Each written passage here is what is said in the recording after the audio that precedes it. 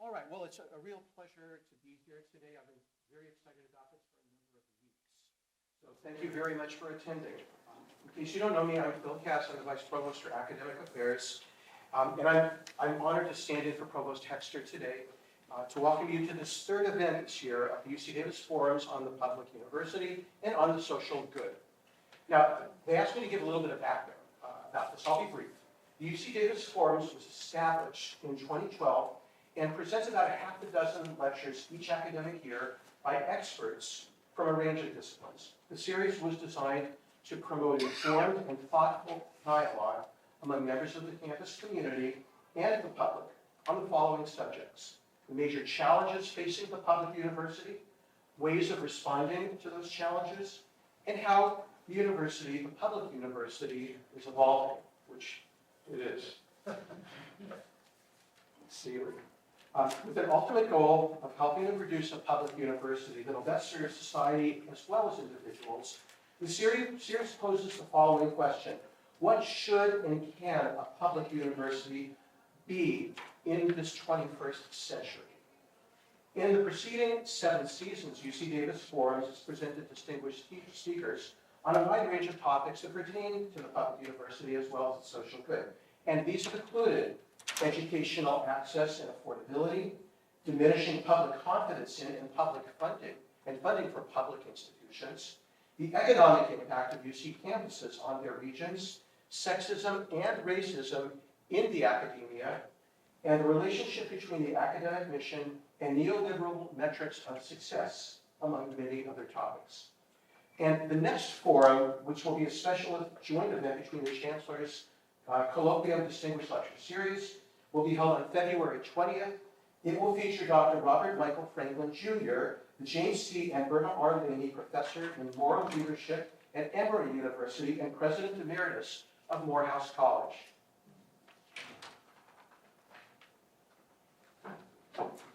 Now, I invite you to visit the series website, forums.ucdavis.edu, to find information about all of the season's events, as well as videos of the past events. This afternoon, we're delighted to welcome Dr. Shirley Malcom, the Senior Advisor and Director of the Sea Change Initiative of the American Association for the Advancement of Science. The title of her talk is STEM in 2020, Corrective Lenses, New Frames. But before I introduce Dr. Malcom, I have a few thank yous and announcements. I'd like to thank all of those individuals who have made this event possible. First, the UC Davis Forum Steering Committee, led by Martin Kenny, Professor of Community and Regional Development in Community Ecology. Next, the campus units that have joined the Provost's office to sponsor this lecture, including the Department of Community Ecology and the Center for Regional Change. Finally, and most importantly, thank you, Dr. Malcom, for joining us today to share your knowledge and thoughts. One more announcement. After today's presentation, there is going to be a question and answer period. Don't hold back. And then a reception in this location. We hope you can stay for the talk as well as for refreshments. And with that, I'm now going to just briefly introduce Dr. Malcom. Again, Senior Advisor and Director of Sea Change. And Sea Change is the STEM Equity Achievement in Science, Technology, Engineering, Mathematics, and Medicine at the American Association for the Advancement of Science. And in her more than 40-year tenure at AAAS, she has worked to improve the quality of and increase access to education and careers in STEM, as well as to enhance public science literacy. A trustee of Caltech, regent of Morgan State University, and holder of only 17 honorary degrees, Dr. Malcom also serves on the boards of the Heinz Endowments, Public Agenda, National Math Science Initiative, and Digital Promise Global. In addition, she's a former member of the National Science Board of the National Science Foundation and President Clinton's Committee of Advisors on Science and Technology. In 2003, she received the Public Welfare Medal of the U.S. National Academy of Sciences, which happens to be the highest award given by the National Academy of Sciences. All right, now, on a more local level, Dr. Malcom has been a singularly important ally for UC Davis in its efforts to enhance academic excellence through placing great value, maybe incredible value, on diversity, equity, and inclusion. By now You're hopefully aware that our campus is one of 3 in the United States, and the other 2 are in Massachusetts, that received an inaugural Bronze Award for the Sea Change program. Dr. Malcom provided vital and sage guidance to our university as we navigated the application process, and I know that advice firsthand via cell phone across oceans was instrumental to our success. There are a number of sea change guiding principles, which I would urge you to actually read at seachange.AAAS.org, and where you can actually watch a video of Dr. Malcom's address about what sea change is all about. But there are 2 guiding principles that I believe are particularly timely to recount here and now. First, we believe colleges and universities cannot reach their full potential to contribute to all students and the larger society unless they can include, engage, and benefit from the talents of broadly diverse groups of students, faculty, and others in their communities. The second is we commit to embracing equity, diversity, and inclusion as essential elements of excellence in academia, business, and industry. We recognize that high performance results from the inclusion of all committed individuals of promise, and that STEM excellence requires programs, policies, and practices that support a welcoming and professional climate and culture for inclusion of all. We would do very well indeed to remind ourselves of these words of wisdom in the coming weeks and months ahead at UC Davis. So with that, we are so honored to have Dr. Malcom here, so please join me in welcoming her.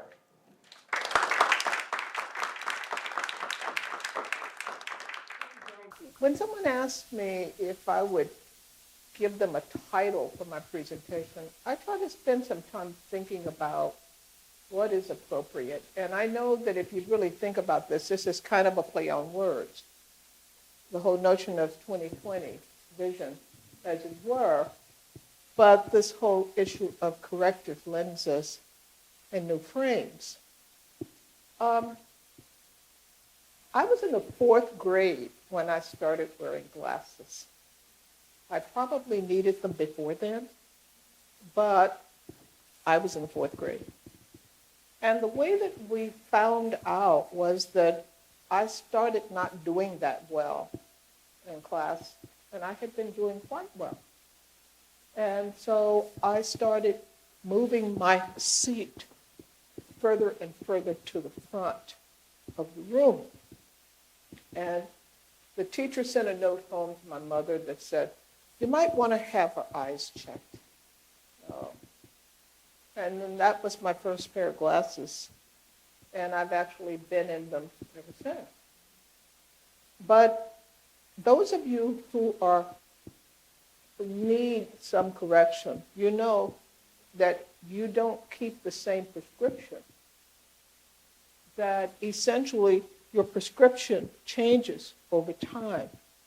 As you age, as you mature, you need different corrections, right? Now, right now, I'm in a kind of a weird place because even though I was nearsighted, the cataracts that I have now, the cataracts essentially means that I can see well far off. I'm no longer nearsighted. I can basically read all the stuff without having the glasses, but I can't read a page, when before I could read a page. So corrections don't stay the same. And I just want you to kind of keep that in mind as we move through this presentation. Now, it's different between seeing and having a worldview. How I basically look at my environment and what do I value and what do I perceive in the world around me. That's very different. And that's not just about seeing. That's about becoming aware of the world and how I fit into it. When my younger younger daughter was in the first grade, they had this social studies unit.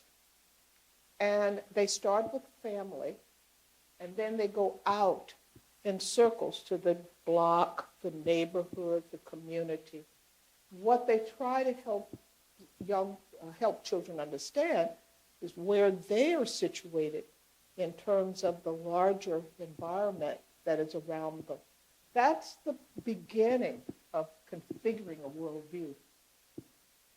Now, our worldview is very much shaped by our experiences. That's me, the little one. Okay.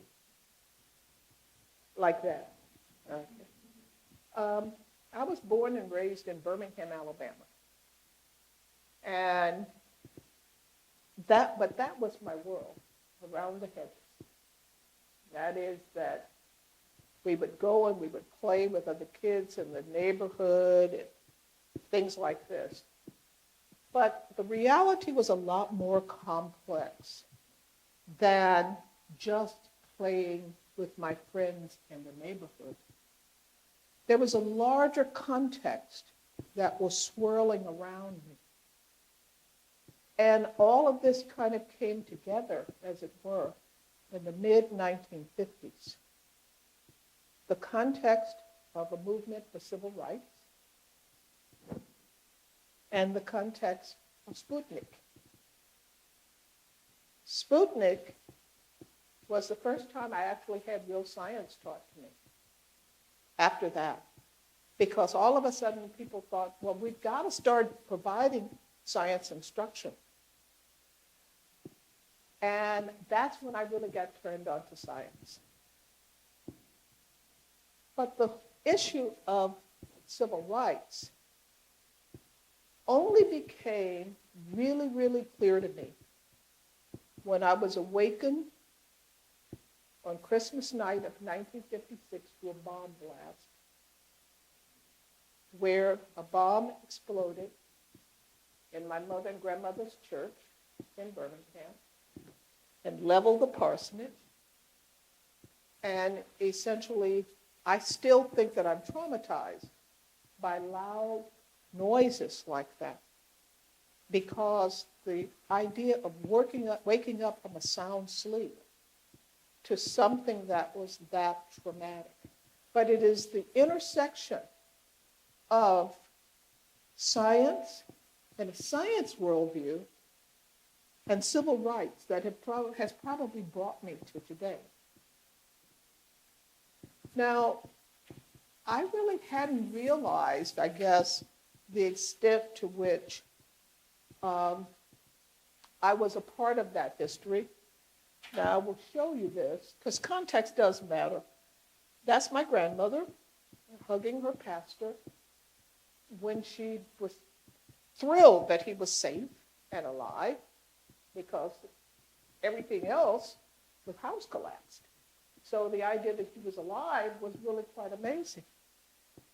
And it was only when Reverend Shuttlesworth, upon his death, when CBS News did this section called Hail and Farewell, that I saw this clip in its fullness and realized that I was there as a witness to history as well.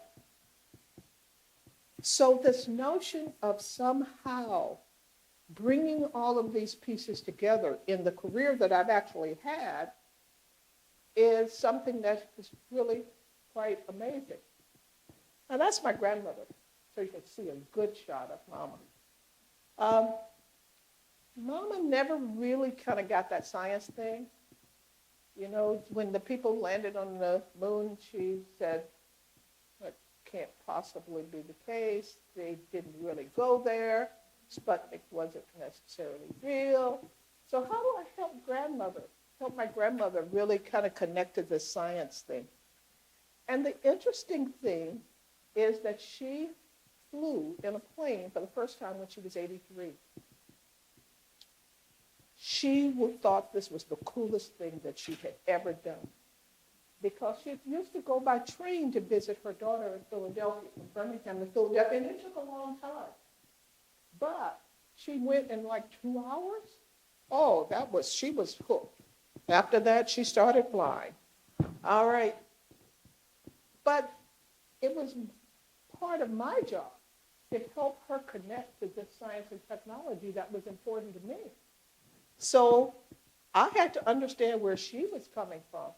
This was not a part of her experience growing up. She grew up in the quote unquote in the country, Talladega County. Understanding where she had been, trying to provide appropriate context for her to understand why I would want to do this stuff and be this thing. Treating her as a smart person who could understand it, who could get it, who could appreciate the value of it. Okay, so she didn't have a lot of schooling, but that doesn't make her not smart. And so respecting what she understood and finding a place of intersection. There were lots of things that science and technology gave her in her later years that she really appreciated. She liked television. She liked flying. There were lots of things that she liked. But this whole question of how do we connect between the generations is a critical issue. The world is changing right now, very rapidly. We see lots of changes that we don't always like. We see changes that we like a lot. Like, I like the idea of being able to call a person rather than a place. That's how Phil and I talked when I was in Vienna and he was in Dayton, okay? But it required the science and technology and innovation to come together in order to make that happen. So that when the world changes, the worldview shifts as well. We meet science, and most people meet science. They meet the results of science in their everyday lives, but oftentimes we don't help them understand how they actually connect to it. Having an abundance of food, healthy food, the whole question of nutrition, agricultural research, which is so central to this campus, but so central to food security for the world. So this notion of how do we help people understand that what is done here is important. Health and wellness, as new treatments come along. It used to be when if a child developed leukemia, that was a death sentence. That's not the way that it is anymore. And it's because of the kind of medical advances that we've been able to see that gives us all a much better chance at a longer life and a healthier life. Global connectivity, we've already talked about. We can basically interact with people around the world. I did a four-way webinar with Australia, UK, Ireland, and myself in a parking lot. So, environment, access to clean water, energy, and energy choices. All of these are things of where people actually meet the science and the technology and the innovation. So how do we feel about all of this? Okay, from the Pew surveys, the Pew Research Center surveys, we find out that most Americans say that science has a largely positive impact on society. They're generally supportive, even though they may not understand it all, they are generally supportive of it. And they're more supportive of the things that they understand better. For example, health and medicine. That they get, okay? And so this notion that somehow you can make your life better, followed by the benefits of technology and computerization. I mean, most grandparents grew out over FaceTime. So we have this kind of strong support for many areas of research. But we also have areas of concern. And many of the areas of concern relate to some of the areas that I mentioned as benefiting, such as computerization and automation. People are concerned about loss of jobs, being replaced in the work that they do by robots or whatever. It used to be that was largely a concern of people who were working in manufacturing, but that's not necessarily the case anymore. Artificial intelligence means that the radiologist may be concerned that, in fact, her or his job might be put to one side based on a computer read of my, when I have my breast, my mammogram, okay? And so the question then becomes, how do we integrate all of these kinds of competing things? And a lot of people are concerned about the impact, for example, of things like CRISPR. They hear CRISPR, and they hear that maybe people want to design their children so that they're taller and smarter and whatever. Now, we know that you can't do that, but they don't necessarily know that you can't do that. And they are concerned about the kind of ethical issues that emerge from the possibility of being able to mess around with the genome. So this transformation within the world is very much driven by science and technology. We have new challenges around issues like climate. We have new context around the kind of, as it were, the politics of climate, or different knowledge, skills, the things that we are now capable of doing. And a lot of people are concerned that things are just moving too fast. Slow down for a minute, let's figure out where we're going, and then let's not just run ahead. Okay. Now, when I was preparing for this presentation, I wanted to find out a little bit about Davis. I wanted to find out a lot about Davis, and the story is fascinating. And if you haven't visited the website and looked at the history, I highly recommend it. This was the first class, I guess. 18 guys and a sheep. Okay. But the general notion was, the farm school that was kind of shunted off from Berkeley, down the road, up the road, offering classes first, and then eventually offering degree programs. Now, the other part that I found that it was very interesting was that at the farm school, students took English because people began to feel that it was important that they are able to communicate, write well. And so, and the thing that I found amazing about that picture is that everybody has on a suit. Think about it. This was a serious place, and this was serious business. Now, the other thing is that for a while it was all guys, right? It took a while for the first women to come on campus, and then for them to be admitted as regular students. The interesting thing about this was that this was the same year that the Food and Science and Technology program was established.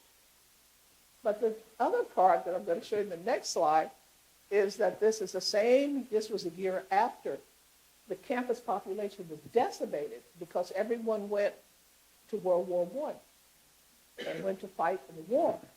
And so women basically came in and kind of took up some of the space that was vacated by the men who left and went. The first woman regular faculty member, fascinating woman. Fascinating. She came at 22, if you can imagine. She had a PhD, may have been one of the few faculty who actually had a PhD. But she was like the entire humanities unit. She started in English, but she also taught foreign languages. She did theater. She did everything. Married one of her students. Lived in the dorms. Fascinating story of a fascinating woman.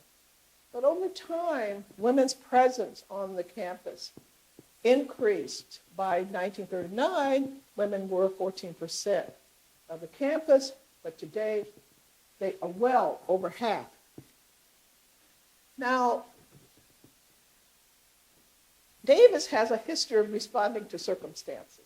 That was one of the things that I really learned going through this history. First of all, you had a population that was decimated because of World War I. Women came in, began to fill in some of those spaces.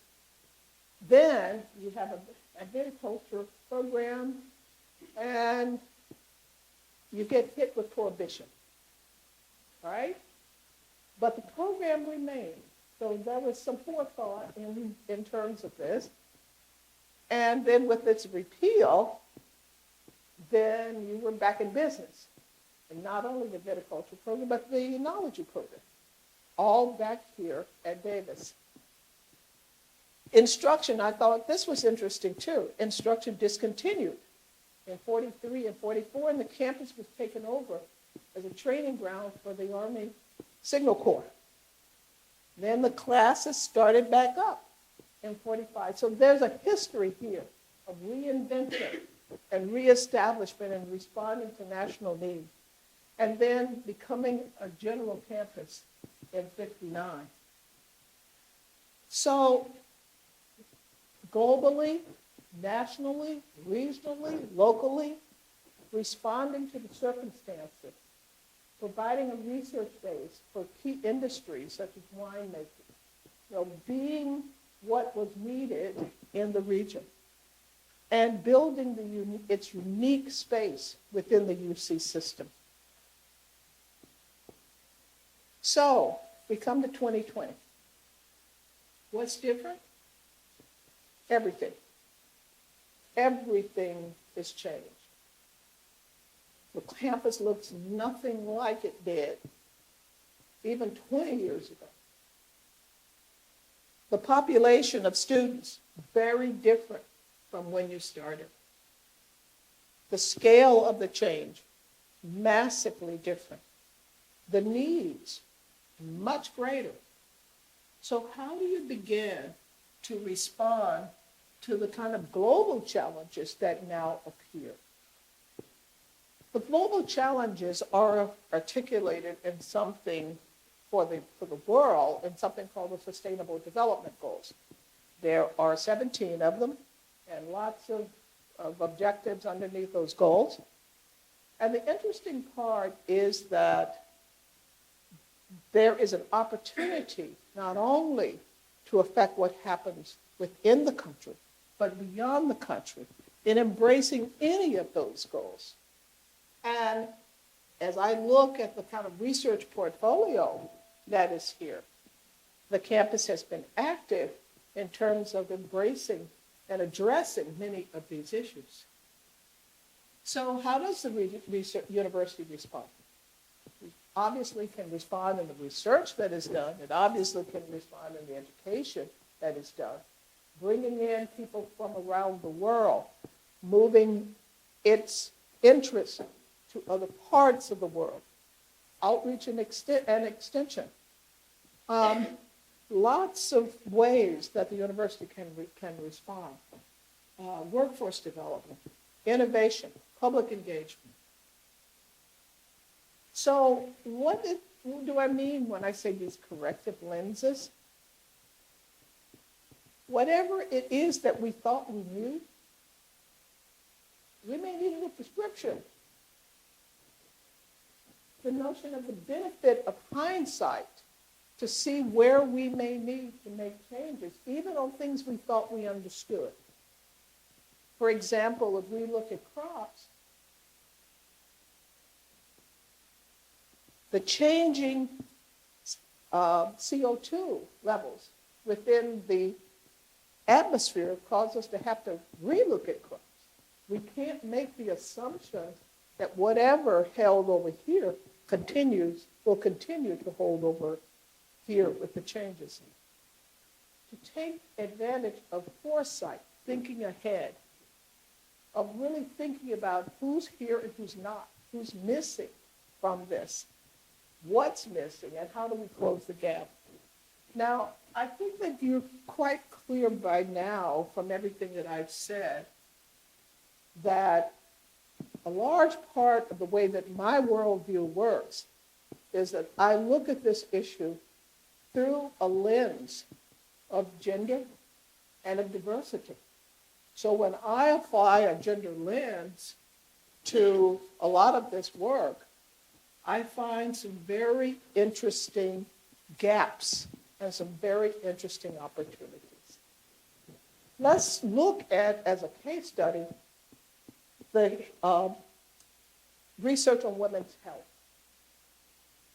A special part of the National Institutes of Health, or the Office of Research on Women's Health, was established about 25 years ago with the understanding that maybe by not paying attention to women's health, that we were missing out not just on serving women, but also on serving men well, because we were not parsing the story in a way that we could begin to understand what was really going on. And I give you one example. That is, we now understand that there are different pain pathways that men and women have, which means that men and women may in fact need different kinds of drugs in order to address pain, and different amounts of drugs, different dosages in order to address pain. So the question of looking again through a corrective lens at a way of examining things that we thought we knew. We thought we knew. What assumptions are made about differences, both physiological and behavioral? And in many of the cases, what we find is that the male was the norm. And that includes in a lot of the design of in engineering. For example, the whole question about airbags. We had a lot of bad things happen to women and to smaller men and women because of airbags that were designed for somebody else. They were designed for larger men, and therefore they had a negative impact on everybody else. Seatbelts were not designed for pregnant women. So to begin to look, corrective lenses, rethinking, revisiting a lot of the things that we thought we understood, and then the need to really disaggregate the data. We find that this is the case, for example, in the research that is done within the National Institutes of Health. But only recently has NIH actually required disaggregation in the preclinical aspects of the research that gets done. Now, why was that? I have no idea.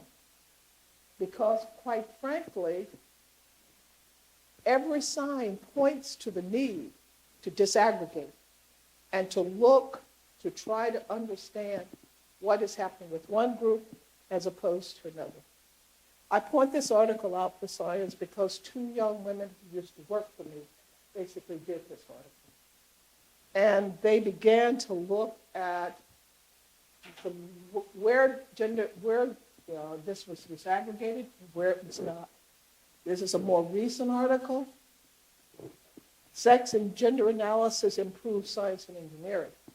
Now, I point this out because in many cases we talk about sex and gender analysis as being elements of what is right to look at, as opposed to what it is essential to look at in terms of supporting the excellence of the research. And in so many cases, the discussion would be very different if we could begin to understand that it is essential that we look at the world through different lenses, and that the diversity of the workforce and the diversity of the students that we bring in helps us to look at these things through different kinds of perspectives. This was some work that we did back in 1995 before the Beijing conference, addressing women's needs globally and how science and technology actually fit into this. Why a gender lens? Why? Because the role of women within the family and the community is very different. And therefore, there is the need to really begin to understand how this plays out, and therefore have research that applies to being able to consider the role that women play.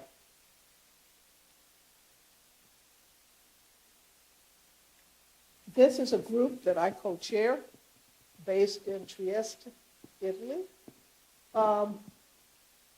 A group of us from all over the world looking at the policies that need to be applied as we consider gender as it interacts with science, innovation, technology, and engineering. So the issue is, how do we get to the point where we can make diversity and inclusion normative? Gender as forethought, not afterthought, within development. So what are the implications for the university?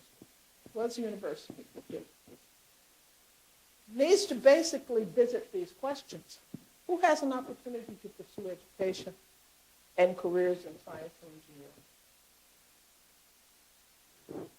What is taught and how is that organized in terms of curriculum, courses, and experiences? And we ask those questions because things can be taught in a way to make them totally inaccessible to you. Incoherent, no narrative structure, no flow, no whatever. And we oftentimes find that our women and minority students have the greatest difficulty with that kind of incoherent organization of courses and curriculum.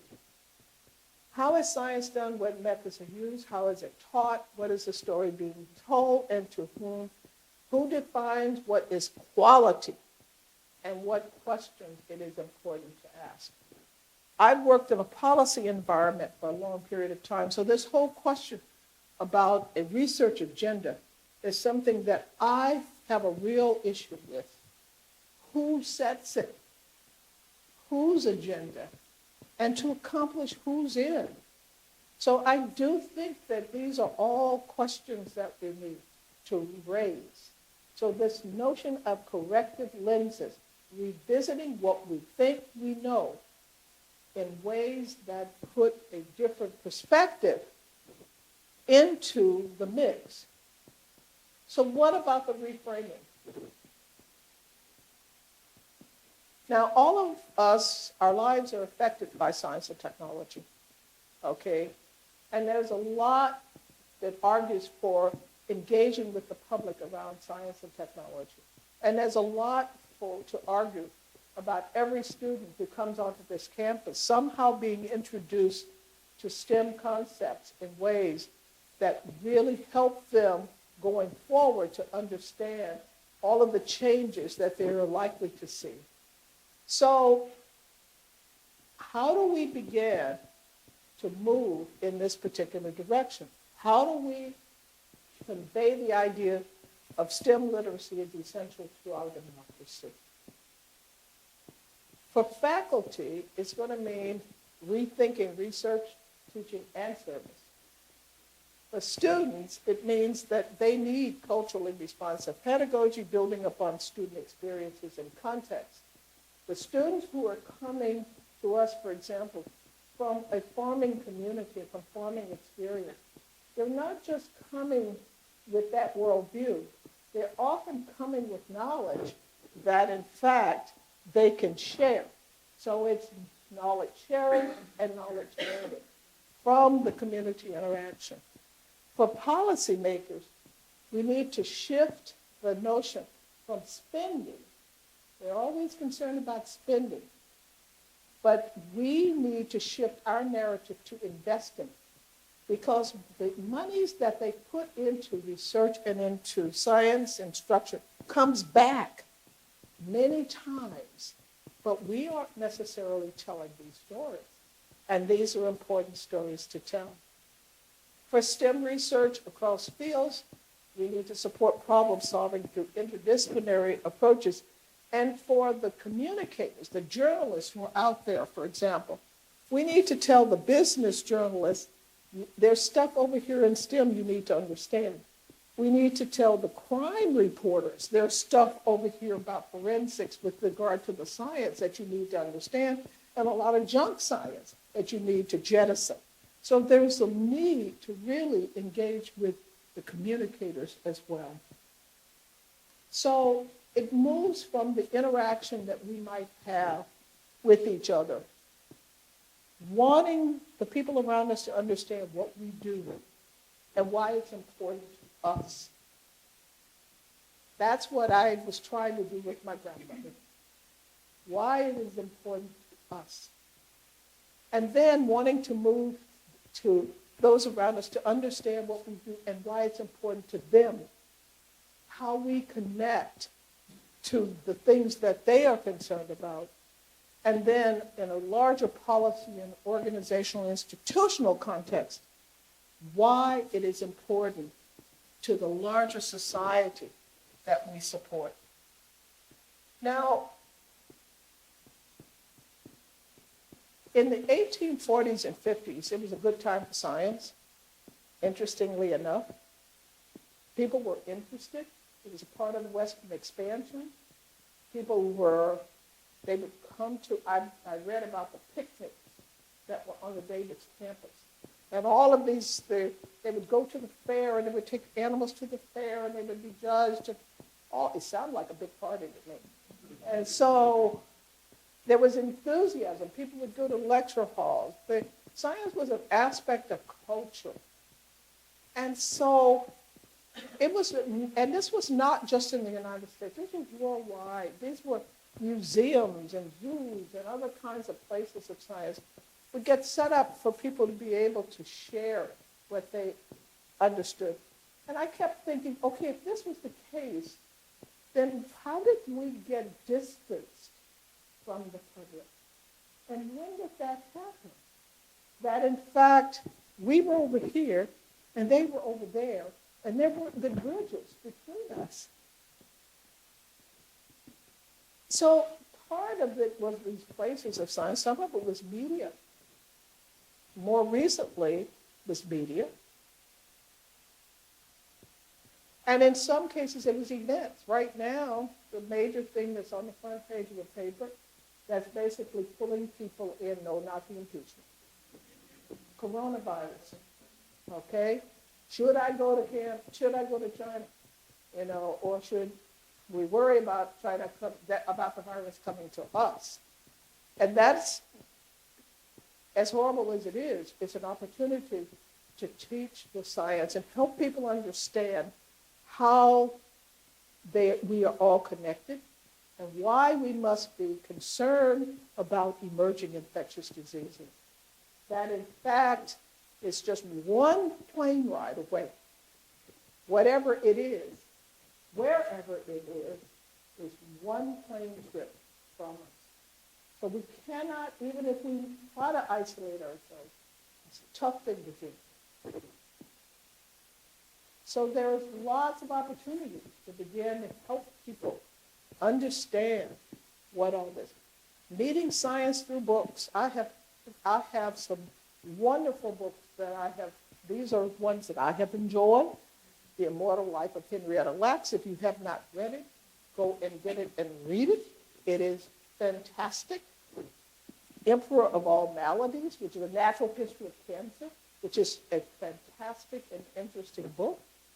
Weapons of Mass Destruction, which is about AI, and the whole question of the concerns, the ethical and other kinds of concerns about it. Hidden Figures. I could have kept going. You remember I told you about Proving Einstein Right, which I didn't put up here because I didn't have a book cover with me. I bought it on my Kindle.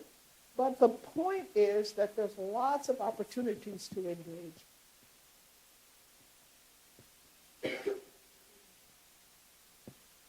Now, the real challenge, though, I hate to say it, but I'm going to say it anyway. We scientists and engineers, we're not necessarily the best communicators. Okay, we were trained to talk to each other. Nobody stopped and told us there's actually a way to engage with public audiences. You've got to tell them a story. You have to engage them in the ideas. You got to build a narrative.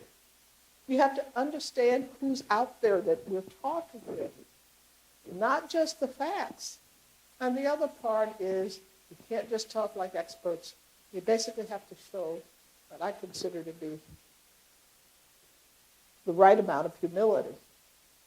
To talk about what we don't know as well as what we do. To talk about how the exploration of all of this has to continue. We have new tools, or maybe I should say, to use or misuse, as the case may be, through social media.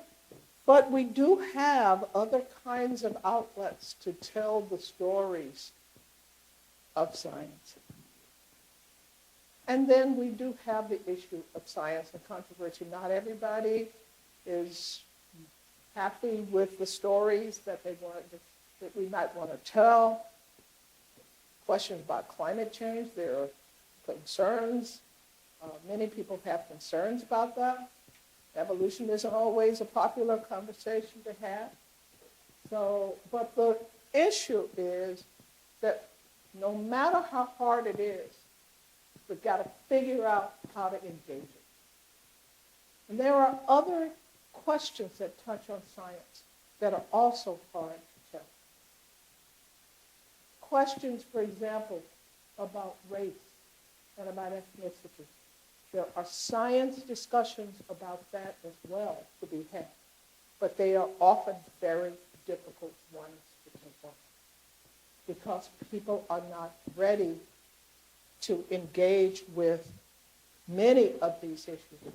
And yet, we've got to share the right science, the right context, by the right messengers. Otherwise, we leave these stories to others who will mistell them. So, I told you that in my case, what I see, the lenses I use are the lenses of diversity, equity, and inclusion. They're the lenses of celebrating the differences that we have. Celebrating rather than running away from. Using them as opportunities rather than something to be avoided. It used to be when I would talk about diversity, I would talk about doing what was right. Doing the right thing, okay? It is the right thing to be inclusive in our community. It is an essential thing that we get this right. But over time, that began to kind of stick in people's craw. And so we began to talk about the demographic shifts. I mean, I look at the community that you are drawing from, and it is quite diverse. And if you cannot get that right, you're going to be in a pickle. Your response is going to be very, very difficult. So then, in terms of a legal standpoint, we were forced to move to these discussions of the educational value of diversity. But, in fact, that is true. There is a value to an educational value for diversity. But probably the most important issue is that it works in terms of promoting excellence and supporting innovation and supporting where we need to go as a country and as a community. We used to have a whole bunch of little projects that were out there. This one over here for engineering students who may be Hispanic, or this one over here for medical students, or this one over here. But over time, we realized that this is where we have to go to structure everything. And that's how we came to see change. Because quite frankly, Sea change is an aspiration to move toward all of these things that Phil talked about at the beginning. And that is a commitment to doing this very differently in order to be inclusive of all the talent that is out there. There are lots of different kinds of diversity. It isn't just about race and ethnicity. It isn't just about gender or biological sex. It's about identity. It's about students who are coming from poor families. It's about using different tools. It's about embracing the students who are coming from around the world in a global way and basically using what they bring into our community.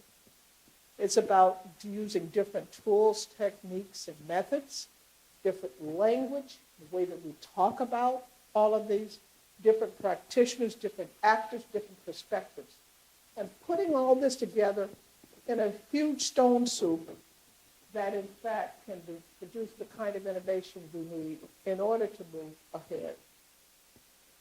So when Davis basically joined this effort to do sea change, we were thrilled because Davis is a very diverse campus, diverse in all of those ways, in terms of the culture, the curriculum, the courses, the people, etc.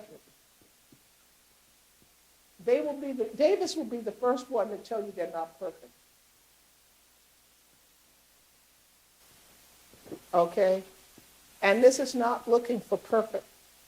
This is in building an aspiration for what you want to be in 2020 and moving forward through the decade. That's really, it's aspirational. And how do you get there from here? By using the diverse perspectives that are available in order to chart a course for the future. Thank you.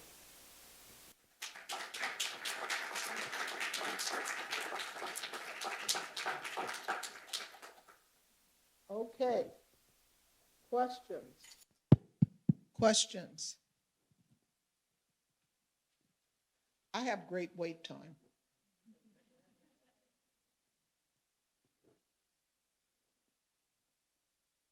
Yeah. Just a quick question. Dr. Malcolm, based on your experience and dealing with students, have we swung too far the other way, where we're neglecting civics and geography and things like that from the high school students? You know, that's a really hard one. My husband and I were talking about this yesterday. You know, I took art and music and geography and civics and government and economics all in high school. All right. If I were building a curriculum, I would probably put them in, but not in the way that I was taught. I would basically incorporate the STEM into them. Now, why? If I were teaching civics today, one of the things that I would need to incorporate would be things like the effects of social media, the impact of polling, the kinds of things that shape people's perspectives about civics and the civic engagement. Many years ago, 2005, I served on something called the Commission on Federal Election Reform. I know, how in the world did they find me? But the issue was, one of the major issues in that was electronic voting technology. So we can't escape the technology questions, even when we're talking about civics. And for sure, we can't escape the STEM conversation when we're talking about economics. And we surely cannot escape a lot of these things when we're talking about political science or any number of other areas. We can't escape it. It is embedded so much within the society. So the notion is, have we done enough to teach those other things? No. How would I handle it? I would basically contextualize it in the problems that we face today, which are problems of essentially where STEM is affecting all of these other things. And we just aren't paying attention. We're not alert to how these other things are in fact being driven. Polling, which is a social science tool, okay?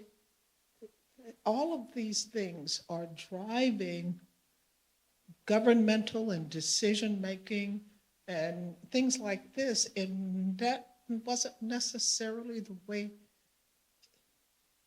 that wasn't what it was invented for. So we've got to do a better job of integrating these things, and that's a kind of a 2020 response too.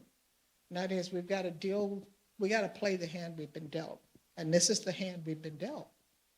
And I do think that we can't teach it the old way because we don't live it the old way.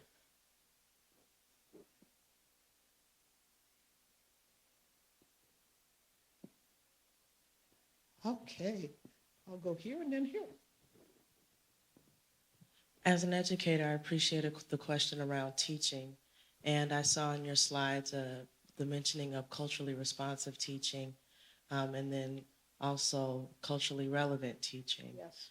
And thinking about that as a teacher educator, it's something that we strive, and maybe the other word of striving is struggle to integrate in our teacher ed programs.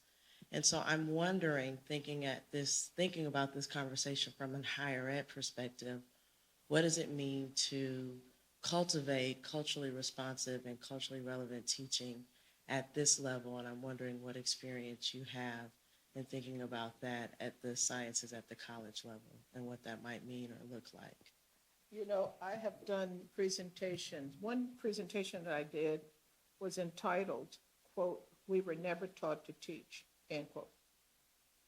And it addresses the fact that as faculty, we are assumed that we know how to do this thing when we come in with a PhD. Not, okay? And therefore, we often fail because a lot of what we understand, what the research basically tells us now about how to serve all students well, we never learned that. Now, I saw when I almost got hit by a bike going over that way, 3 bikes, that there's a teaching and learning complex that is coming up, which means that help is on the way. And I totally respect and appreciate that. And I think that it's absolutely critical. But we can't just like retrofit these people. It has to be a part of graduate education, it has to be a part of postdoctoral education, but it also has to be valued. And I am very concerned about the fact that as a research university, what gets valued is research. And I shouldn't say that like that. But as a person who has worked in supporting research funding and things like this, what I think instead needs to be supported is the integration of research and education. And therefore, we've got to think about how we do better with regard to our students at the same time that we're doing our research. And that the research is the research. The social science research says that that's one of the best ways to actually keep students in the mix. That is that we involve them in the research. So it's like, why don't we do what we know? And that's a real challenge on everything. And I do think, though, that I take hope in the fact that that building is going up. Yes. Excellent presentation and very clear. And I hope maybe that presentation is somewhere where many others, that couldn't make it here might have an opportunity to check it out when I hear something like this. And I think also about what you're saying at 2020, that we need those corrective lenses. Yes. We need to do something, but not wait till 2030 No. to No, do no, it. no, no, no. And so I see at the university level, you can be more nimble. You have more creative instruction. There's more capacity within each teaching Yes. teacher Right. and all. And that message, I think we're in a wonderful campus and have so much talent that is trying to do these things. But some of your messages are so important at the high school level Yes. and the secondary school. Yes. And yet it Yes. seems like that's an immovable mountain to change, or the teachers are overworked, how to take in new, or is that happening? Offer your perspective. And that is that I used to spend a lot of time focusing on K-12 teaching. Then I realized something. And that was that there is not one teacher in a high school who didn't come out of a college. Okay? So in terms of responsibility, I have to look at higher ed's responsibility to give us quality teachers who can serve our students, right? So then I began to understand, where do teachers learn to teach, right? Do you teach as you are taught to teach, or do you teach as you're taught? So now you understand why I would worry so much about how teachers teach. Learner-centered, culturally responsive, contextually relevant. If we don't get that, if they don't get that, in the context of learning their own content, I don't know how they're going to do it when they get to a classroom. And we have the opportunity through a focus on higher education and teaching and learning to create a virtuous cycle that affects what happens in K-12 at the same time that it affects higher education itself. And that is what I hope that we began to understand. I have one additional part that Yes. picking up. Just that my primary professional society is the American Chemical Society, and they do many things also, like AAAS. Yes. Yes. Is Sea Change, is there a link in? Is there collaborative? Okay, funny that you should ask this. Sea Change at AAAS is focused on the institutional level, okay? In the meantime, we are working with our disciplinary society colleagues to try to develop Sea Change at the departmental level so that we can have top-down and bottom-up forces looking to actually drive. So Mary Kirchhoff and I talk regularly. We work together in the Society's Consortium on Sexual Harassment in STEM.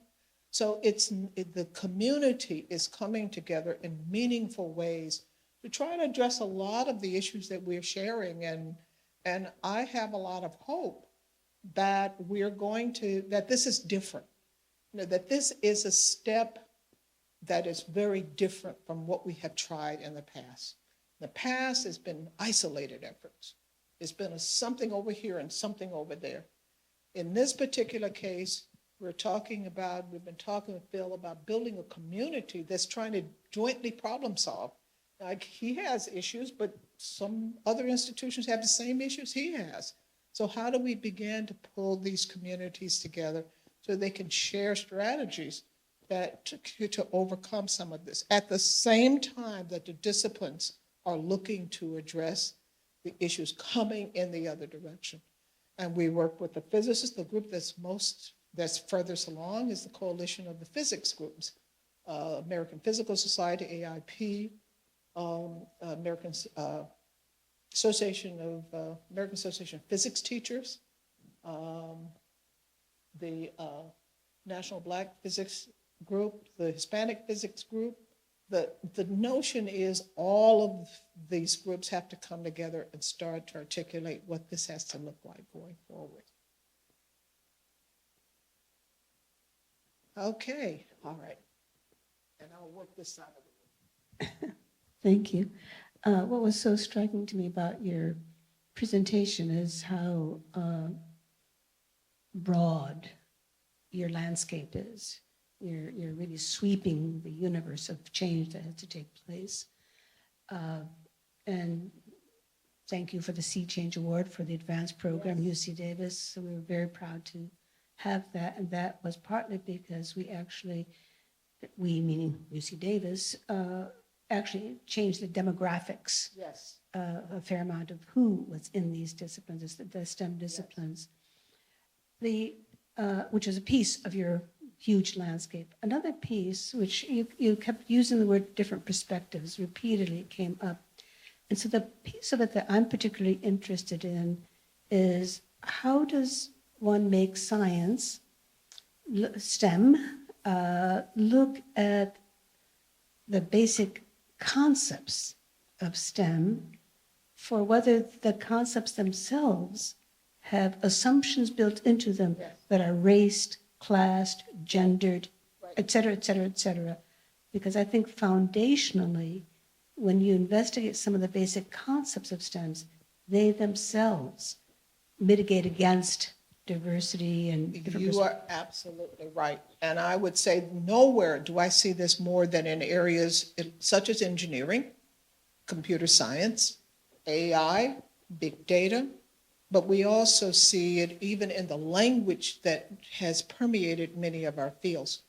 Now, one of the things that I did not mention is one of the big efforts that AAAS took on a number of years ago was something called Vision and Change, which was totally revisioning biological sciences and rethinking everything in terms of the conceptual basis of the life sciences. Because we in biology, we're splitters, not lumpers, okay? In chemistry, I can go to ACS, find all of chemistry. In biology, we divide things. We have groups for cells, we have groups for organisms, we have groups for different kinds of organisms, we have groups for different functional structures of organisms. We're splitters, not lumpers. And yet the community was able to come together and rethink how we think foundationally with regard to the life sciences. And in that process, yes, you find things that have crept in. You find this, but by coming together and sitting together and working together, you're able to work through some of that. I think that this notion of having the kind of sea change discipline-based that's coming up, we have another shot at actually identifying and getting rid of some of these kinds of assumptions that are, yes, and fundamental within our fields. I mean, the language, I think about the language in some of the work that we do, and I just like, oh my goodness, didn't we realize what the implication of that was? I mean, I was talking about, we had the discussion earlier about primatology and about this harem alpha male stuff. Okay, that was language that was anthropomorphizing what they thought they saw in the field. And it got in the way of what was really true in the field. And therefore, yes, we do have to revisit the basics. Okay.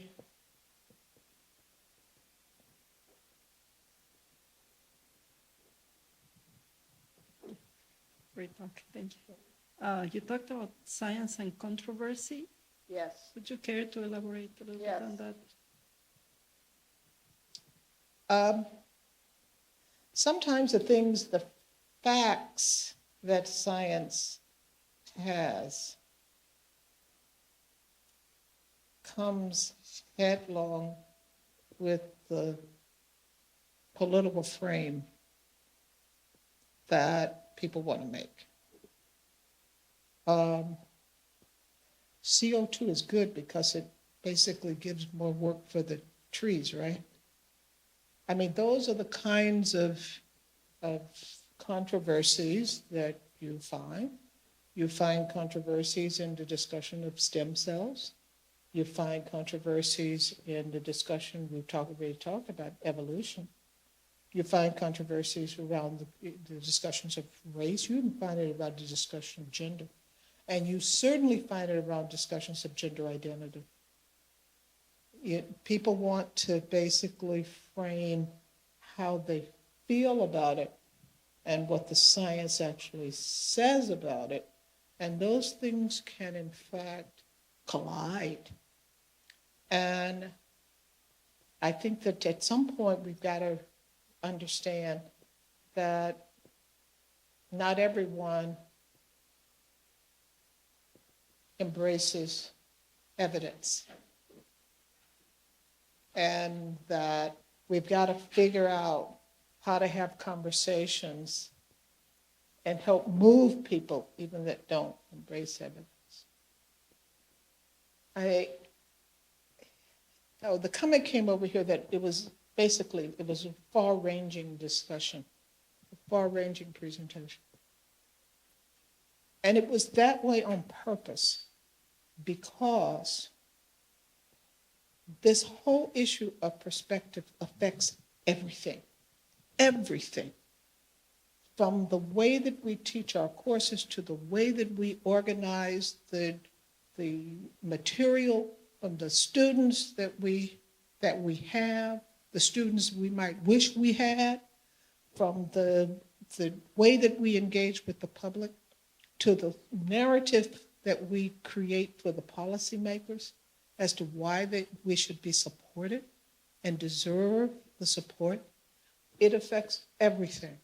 And I am concerned that in narrowing our conversations in many cases, we lose people and we lose perspective. I do think that we're at a pivotal time in this country. And I will say that we will either come together and figure out how to live together or be torn apart. A large part of understanding what we have in common really resides within science. And that's something that I discovered as a sophomore. Okay, I was coming from a city, from a town, from a part of the country where there was a racial divides were huge. And there were things that I did not understand about human difference. So what did the university give me? The university gave me perspective about human difference. And that was at a time even before we had the Human Genome Project that has helped me and others understand that we are way more alike than we are different. But that the difference that we have shouldn't make a difference in the opportunities that we're able to enjoy. Those are the kinds of things that I got from the university. Those are the things that I learned that basically helped me get beyond place, space, and personage. Because until we can do that, we're not going to survive as a country. We have the opportunity to take the diversity that we have and become stronger for it, because the perspectives that are available to us are those that are represented by people from all over the world, from all walks of life, from all sets of experiences. But the question is, what do we do with those? Do we use those to drive a wedge, or do we use those to actually come together? And I prefer to think that I'd like all kinds of people doing this research so we can get all these different perspectives and gain all of these advantages so that we can, in fact, figure out how to celebrate who we are as a country.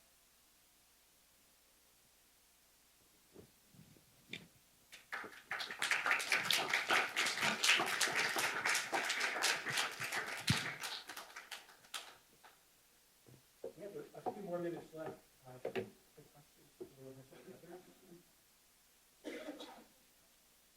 I'm gonna, oh, here we go. Really enjoyed some of your novels, historical and personal perspectives.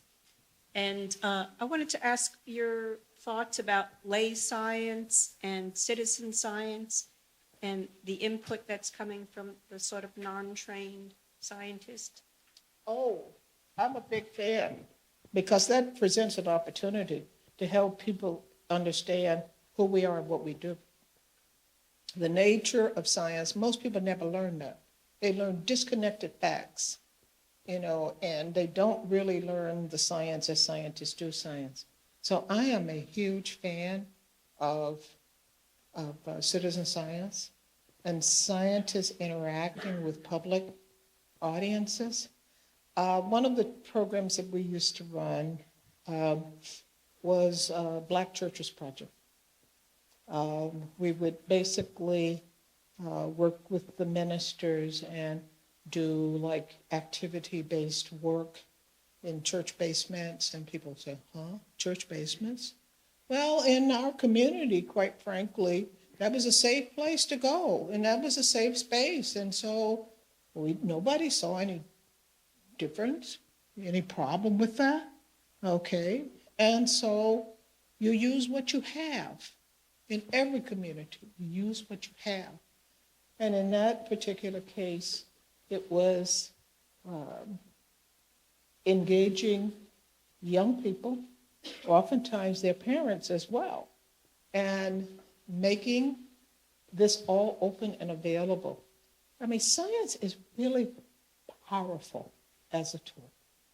It is capable of empowering people. And when you are coming from a community and a time and a place and a group who can be made to feel pretty powerless, all of a sudden empowering them through science, I mean, it's transformative. It can change people's lives. I had this one friend, Mary Budrow, who's a famous educator, science educator, and she talks about students who have what she called a craps and a bowling model of life. You know what the craps model of life is? It's just luck. Nothing I do matters. Basically, I throw the dice. However they come up, it can come up craps, okay? A bowling model of life says, I can practice and get better. I am in control of some of this. So if you're coming from a craps model of life, you will always think that things are done unto you. If you're coming from a bowling perspective, you will figure that you have a certain amount of control over what happens to you. And I think that to the extent that we can give people a sense of having more control over and more choices, more control over what happens to them, that we will all be better served. And that's what that does. Yeah. So much for your presentation. One of the things you mentioned was the responsibility of academics to communicate Yes. with communicators, Yes. and help control the narrative around science. Right. And I'm not a faculty member, but I engage with a lot of faculty members. And from what I gather, they're extremely busy, right? Pulled in a lot of different directions. Time is something that is scarce. Yes. And I know that social media, for example, can seem daunting Right. to some faculty, and that it's better left to some people who are just naturally inclined to do that, Right. or something. But can you talk about some of the starting blocks that you would recommend for people who obviously are experts in their field, have a lot to say and offer and communicate, but how to start to do that? Well, let me say this. Some people will never get there. I'm willing to acknowledge that, okay? Because they're not willing to try. My daughter, I have a daughter who is lead research communicator at University of Michigan Medicine. And what she does when there is a faculty member who is basically has a paper coming out, she reads the paper, and then she goes and she sits down with the faculty member and lets the faculty member explain to her why this is important and what the actual thing is. And she, quote unquote, translates it into something that is usable. Well, over time, you could imagine that if a faculty member works in that kind of an environment and begins to read the translated part of their own work, they will begin to understand where the difficulties are if regular people are trying to understand this. All right? So this notion of getting them used to the fact that it is possible to make their work clear and accurate. They almost always get upset with any translation because they think that somebody will distort their work. Okay? And so getting people to the point where they feel that you can do clear and accurate is a very good space. But those who are interested, are there opportunities to present? Absolutely. And I will tell you something. I started out as a faculty member, okay? And there is nothing like practice to get you better at doing this. And that is the major point. You've got to want to do it, but there's another point within the institution, and that is we have to incentivize it. And I think that people get incentivized for talking to their peers. They do not necessarily get incentivized for talking to the larger community. But we need people who can talk to their policymakers and help them understand why this work is important to continue to support. And I do think that all of this is on us. This has to be on us, because we're the only ones who can basically really make this case for why the investment is critical. Okay. All right. Go right ahead.